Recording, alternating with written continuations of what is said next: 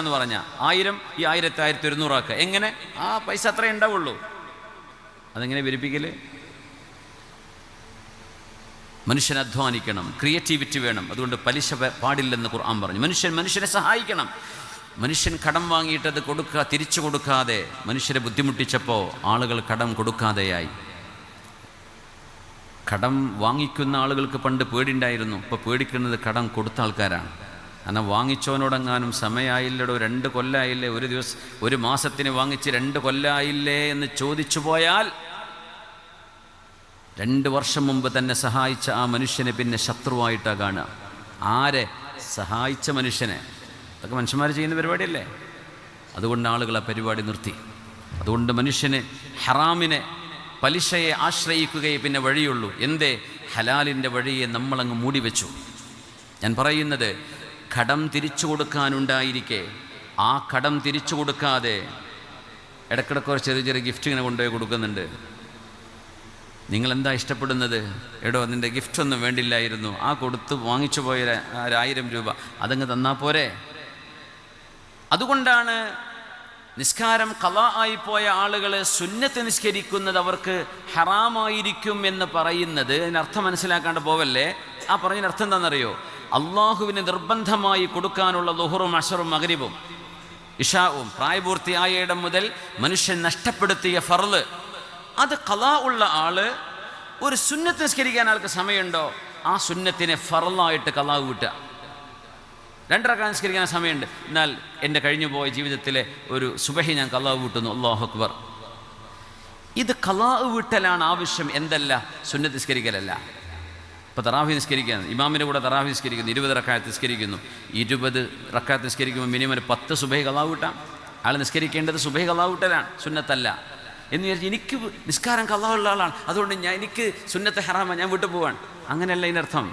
നിങ്ങൾക്ക് നിസ്കരിക്കാൻ സൗകര്യമുണ്ടോ, ആരോഗ്യമുണ്ടോ, നിസ്കരിക്കാൻ സൗകര്യം തോന്നുന്നുണ്ടോ, ഫർള് ഖളാ വിട്ട്, സുന്നത്തല്ല ചെയ്യേണ്ടത്. എന്തുകൊണ്ട്? ബാധ്യത അവിടെ ബാക്കി വെച്ചിട്ട് നമ്മൾ ബാധ്യതയില്ലാത്തതാണ് ഈ ചെയ്തുകൊണ്ടിരിക്കുന്നത്. അള്ളാഹുവിനിഷ്ടം ബാധ്യതകൾ നിറവേറ്റലാണ്. നോമ്പ് ഖളാ ഉണ്ടെങ്കിൽ അത് ഖളാ വീട്ടലാണ് വേണ്ടത്. നോമ്പ് ഖളാ വീട്ടാതെ സുന്നത്ത് നോമ്പ് തിങ്കളും വ്യാഴൊക്കെ നോക്കുന്നുണ്ട്. ഒരു നിയ്യത്തങ്ങ് വെച്ചാൽ മതി, എൻ്റെ കഴിഞ്ഞ റമദാനിൽ നഷ്ടപ്പെട്ടത് ഞാൻ അള്ളാഹുവെ നിനക്ക് വേണ്ടി ഞാൻ ഖളാ വീട്ടുകയാണ്. അത് ചെയ്യണം. നിർബന്ധമായതാണ് സുന്നത്തിനേക്കാൾ അള്ളാഹുവിനിഷ്ടം. ക്ലിയർ ആയല്ലോ? ചിലരെന്ത് മനസ്സിലാക്കുന്നറിയോ? നിസ്കാരം ഖളാ വീട്ടാനുണ്ട്, എനിക്കിനി സുന്നത്ത് പാടില്ല, എനിക്ക് ഹറാമ, ഞാൻ പോവാണ്. നീ പോവല്ല, അവിടെ ഇരുന്നിട്ട് എന്ത് ചെയ്യുക? 2 റക്അത്ത് ഖളാ വീട്ടിക്കോ, സുബഹി ഖളാ വീട്ടിക്കോ. 4 റക്അത്ത് നിസ്കരിക്കാൻ സൗകര്യം ളുഹർ ഖളാ വീട്ട്. ഓരോ ളുഹറിൻ്റെ കൂടെയും ഒരു ളുഹർ, അസറിൻ്റെ കൂടെ ഒരു അസർ. ചിലർ പറയും കഴിഞ്ഞില്ലേ, പാസ്റ്റ് ഈസ് പാസ്റ്റ്. അതൊന്നും ഒക്കെ വെറുതെ പറയാ. ആലോചിച്ച് നോക്കിയേ, നിങ്ങൾ ചെയ്യേണ്ട ഈ പണി ചെയ്യാതെ 4 ദിവസം കഴിഞ്ഞു പോയി, ആ കഴിഞ്ഞത് കഴിഞ്ഞു, പാസ്റ്റ് ഈസ് പാസ്റ്റ് എന്ന് പറഞ്ഞാൽ മനുഷ്യന്മാർ വിടുമോ? നമ്മൾ ചെയ്യേണ്ട കാര്യം ചെയ്യാതെ ഒഴിവാക്കി വിട്ടു. എന്നിട്ട് പിന്നെ പറയാം, ആരോ പറഞ്ഞു പിന്നെ ഖളാ വീട്ടേണ്ട ആവശ്യമില്ല. അതുകൊണ്ട് തെറ്റിദ്ധാരണകളിൽ പെട്ടുപോകണ്ടേ, കുടുങ്ങിപ്പോകും, പാലത്തുമ്പോൾ കുടുങ്ങിപ്പോകും. ഒരു ബ്രിഡ്ജ് കിടക്കാനുള്ള ആളുകളാണ് നമ്മൾ. സിറാത്ത്. അള്ളാഹു നമ്മളെ സഹായിക്കട്ടെ. ആമീൻ യാ റബ്ബൽ ആലമീൻ. അള്ളാഹു റബ്ബുൽ ഇസ്സത്ത് ഏറ്റവും ഇഷ്ടപ്പെടുന്നതാണ് മനുഷ്യൻ ഇബാദത്ത് ചെയ്യണം, ആരാധന ചെയ്യണം. അതുകൊണ്ടാണ് പുണ്യ റസൂൽ സ്വല്ലല്ലാഹു അലൈഹി വസല്ലം തങ്ങളുടെ ജീവിതത്തിൽ കൈപ്പേറിയ അനുഭവങ്ങൾ ഉണ്ടായപ്പോൾ, മനസ്സിനെ വേദനിപ്പിക്കുന്ന അനുഭവങ്ങളിലൂടെ ഹബീബ് കടന്നു പോകുമ്പോൾ, കാന റസൂലുള്ളാഹി സ്വല്ലല്ലാഹു അലൈഹി വസല്ലം ഇദാ ഹസബഹു അംറുൻ ഫസിഅ ഇലസ്സലാഹ്. പ്രവാചകരെ കുറിച്ച് ആയിഷ ബീവി റളിയല്ലാഹു അൻഹ പറയുന്നു, എൻ്റെ പ്രിയപ്പെട്ട ഭർത്താവ് പ്രവാചകർ സ്വല്ലല്ലാഹു അലൈഹി വസല്ലം തങ്ങൾക്ക് എന്തെങ്കിലും ഒരു പ്രയാസം അനുഭവിക്കുകയാണെങ്കിൽ, ഡിപ്രഷൻ അനുഭവിക്കുകയാണെങ്കിൽ, ഡിപ്രഷൻ തങ്ങൾക്കില്ല കേട്ടോ, വളരെ പ്രയാസമുള്ള ഒരു മാനസിക സംഘർഷമുള്ള ഒരു അനുഭവം ഹബീബിനുണ്ടായാൽ, ഗുളി കുടിക്കുകയാണോ നമ്മൾ ആദ്യം ചെയ്യേണ്ടത്? ഡോക്ടറെ പോയി കാണിക്കണോ? ആദ്യം ചെയ്യേണ്ട മരുന്ന് ഇദാ ഹസബഹു അംറുൻ ഫസിഅ ഇലസ്സലാഹ്. ടെൻഷൻ അടിക്കുന്നൊരു വിഷയം വന്നു.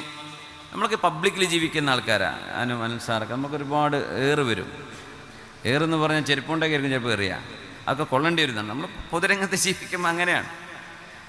നിങ്ങൾക്കെന്തെങ്കിലും പ്രയാസങ്ങളുണ്ടെങ്കിൽ നമ്മൾ ഓരോരുത്തർക്കും അവരവരുടെ ലെവൽ വെച്ചിട്ടുള്ള ടെൻഷൻ ഉണ്ടാവും ലോകത്ത്, അല്ലേ? വലിയ മുതലാളിമാർക്ക് വലിയ മില്യൺ കണക്കിന് കടത്തിൻ്റെ കഥയിലേക്ക് പറയണ്ട. എനിക്ക് 5000 കൊടുക്കാണ്ടെന്ന്, അല്ലെങ്കിൽ ഒരു 5 ലക്ഷം കടമുണ്ടെന്ന് പറയും. ഓരോരുത്തർക്കും അവനവൻ്റെ തോതനുസരിച്ച് ടെൻഷനും സന്തോഷമൊക്കെ അങ്ങനെയാണ്.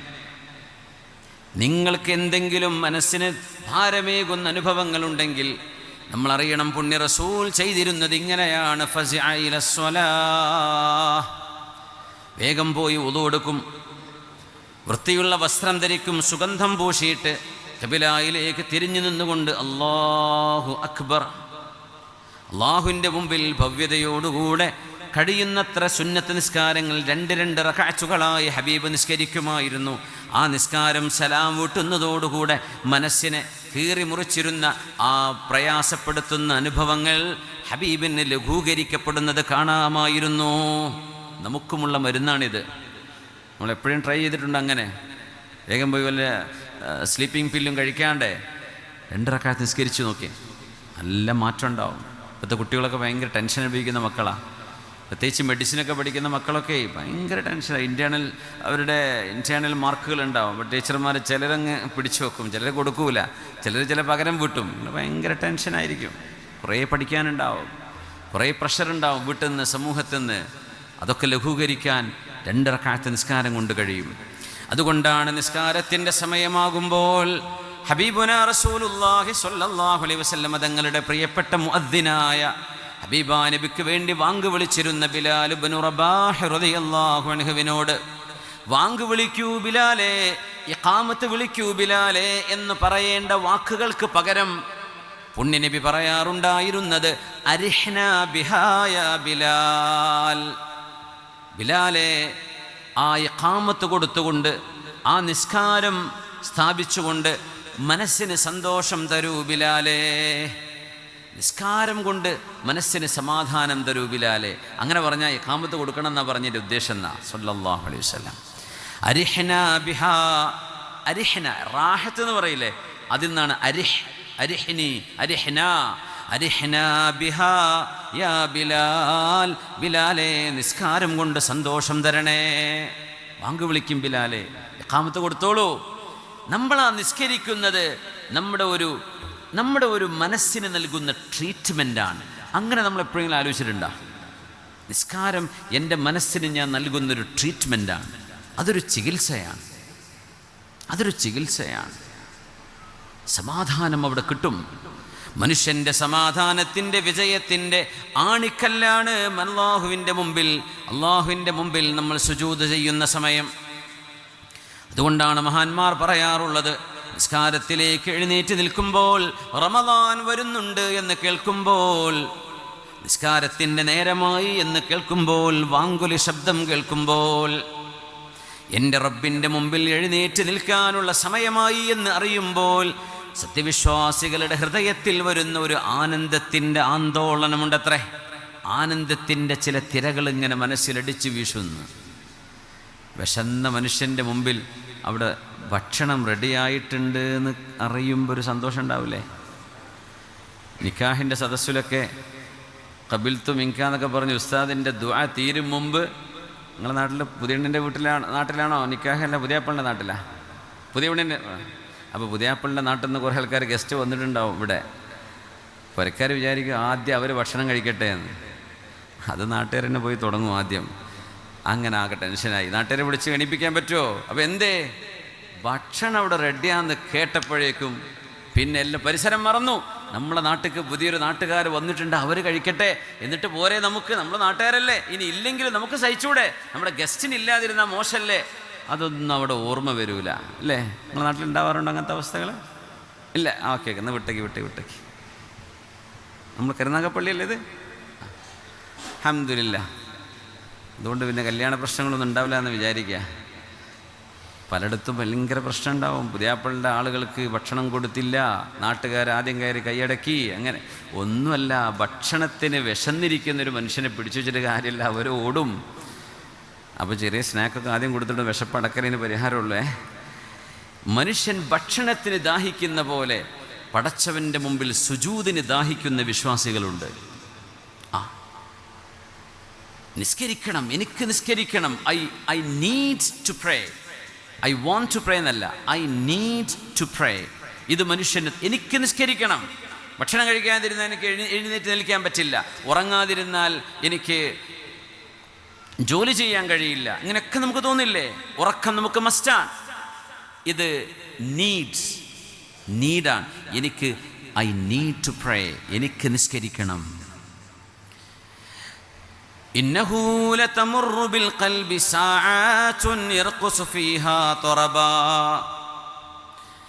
മഹാന്മാർ പറയുകയാണ്, നിസ്കാരത്തെക്കുറിച്ച് ആലോചിക്കുമ്പോഴോ പരലോകത്ത് അള്ളാഹുവിനെ കാണുന്ന നാളത്തെ ആ രംഗം ഇങ്ങനെ ചിന്തിക്കുമ്പോൾ സ്വർഗത്തിലേക്ക് മനുഷ്യനെത്തുന്നു. ഇതൊക്കെ നാവുകൊണ്ട് കളവ് പറയാത്ത പുണ്യ റസൂലാണ് നമുക്ക് പഠിപ്പിച്ചെന്നത് സ്വല്ലല്ലാഹു അലൈഹി വസല്ലം. സത്യവിശ്വാസികൾ മുഴുവൻ സ്വർഗത്തിൽ പ്രവേശിപ്പിക്കപ്പെട്ടതിന് ശേഷം വളരെ മനോഹരമായ കുതിരകളെ കൊണ്ടുവന്ന് നിർത്തുമത്രേ മാലാഖമാർ. മനോഹരികളായ കുതിരകൾ. അവകൾക്ക് ചിറകുകളുണ്ടായിരിക്കുന്നു. കാരണം they are not of this world. അതുകൊണ്ട് ആ ഡൈമെൻഷൻ പുണ്യനബി തങ്ങൾ പറഞ്ഞു തന്നു, ചിറകുകളുള്ളത്, പറക്കാൻ കഴിയുന്നത്. അവരെ മുഴുവനും, സത്യവിശ്വാസികളെ മുഴുവനും ആ കുതിരകൾക്ക് മേൽ അവരോട് പറയും, അവരെ മൗണ്ട് ചെയ്യാൻ പറയും, കുതിരപ്പുറത്ത് കയറാൻ പറയും. കുതിരപ്പുറത്ത് കയറിയിട്ട് അവരെ അള്ളാഹു തെരഞ്ഞെടുത്തൊരു സ്ഥാനത്തേക്ക് കൊണ്ടുപോകുന്നൊരു രംഗമുണ്ട്. വാദിൽ അഫിയഹ് എന്നാണ് ആ താഴ്വരയുടെ പേര്. വാദിൽ അഫിയഹ്. പ്രകാശത്താൽ നിർമ്മിക്കപ്പെട്ട കസേരകളിൽ പ്രവാചകന്മാർ, സ്വാലിഹീങ്ങൾ, മുർസലുകൾ ഇരിക്കുന്നുണ്ട്. സ്വർണത്തിൻ്റെയും വെള്ളിയുടെയും പ്രഷ്യസ് സ്റ്റോണുകളുടെയും നമ്മളാരും കണ്ടിട്ടില്ലാത്ത പല അത്ഭുത കസേരകളും അവിടെ നിരത്തി വെച്ചിട്ടുണ്ട്. പിന്നെ അതിൻ്റെ പിറകിൽ കുസ്ബാനുൽ മിസ്ക്, കസ്തൂരിയുടെ ഹിൽസ് ഓഫ് മസ്ക്, കസ്തൂരിയുടെ കുന്നുകളുണ്ടായിരിക്കും ബാക്കിൽ. VIP കളൊക്കെ ഈ കസേരകളിലാണ്. അവിടെ VIP കളല്ലാത്തവർ ആ കുന്നിൻ പുറത്താണ് ഇരിക്കുന്നത് എന്ന് ഹദീസ് പറയുമ്പോൾ ഹദീസ് പണ്ഡിതന്മാർ പറയും, ആ കാഴ്ചക്ക് വരുന്നവരാരാണ് VIP അല്ലാത്തവർ? എന്താ അവിടെ നടക്കുന്നതെന്നറിയോ? പടച്ചതമ്പുരാൻ അള്ളാഹുവിനെ റബ്ബ് തആല മറനീക്കി കാണിച്ചു കൊടുക്കുന്നൊരു രംഗമുണ്ട്. ഒരു മേഘം പോലെ ഇറങ്ങി വരും. അവിടെ നിന്നൊരു ശബ്ദം കേൾക്കും. സത്യവിശ്വാസികൾ മുഴുവനും അത് കാതോർത്ത് കേൾക്കും. അസ്സലാമു അലൈക്കും അഹ്ലൽ മൗഖിഫ്, നിങ്ങൾക്കെൻ്റെ രക്ഷയുണ്ട് എന്ന് പറയും. അപ്പോൾ ആളെ കാണുന്നില്ല. ആ ശബ്ദം കേൾക്കുമ്പോഴേക്കും ഒരുപാട് ആളുകൾ സുജൂദിലേക്ക് വീഴും. എന്നിട്ട് അല്ലാഹു ചോദിക്കും,